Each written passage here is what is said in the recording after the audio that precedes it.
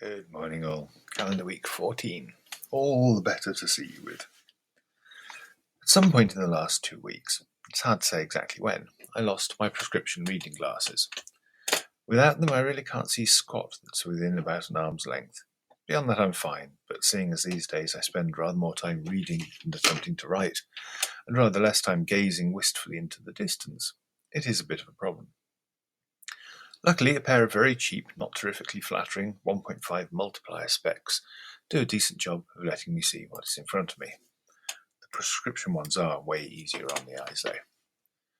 I've looked everywhere from super obvious to utterly random, tidied wherever the process might reveal them, and meditated on the last time I had them, all without success. I'm not saying I've been obsessing over finding them, but I had a nap on Sunday, and the location of my spectacles came to me in a dream. They were behind the black curtain in the kitchen, on the ledge where I keep colanders and sieves and other straining equipment, just hiding under a fold in the curtain. I was delighted. Of course, they weren't actually there.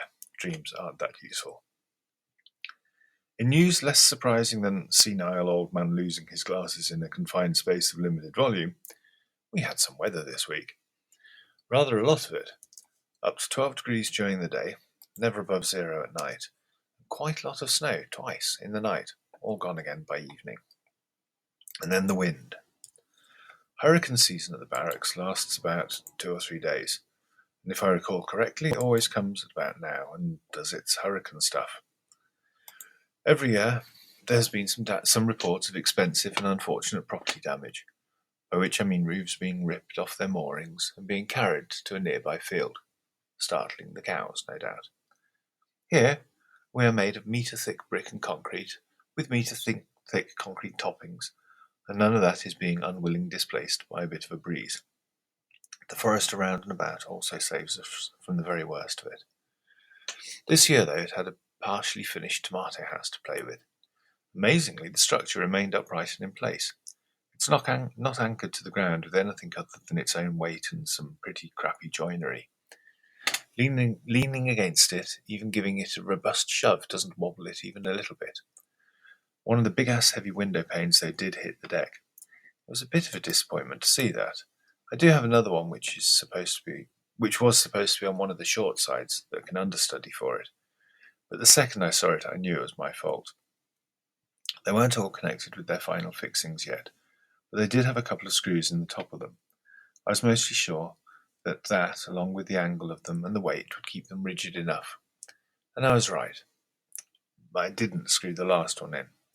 I had magpied off to go and do something urgent before it was finished, and down it came in the night. All in all, the weather was either too good or too bad to do much on the tomato house this week, but I'm sure that there will be progress in time for the next newsletter. The glass panels are a little hefty to manipulate delicately and to position all on my own, but I guess that's why we have levers and fulcrums. And anyway, if they're mostly in place, then that's good enough to get the roof on.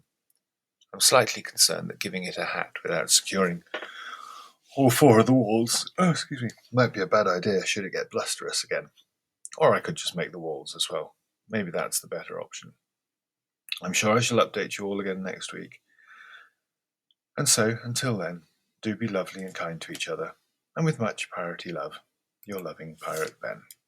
XO, XO.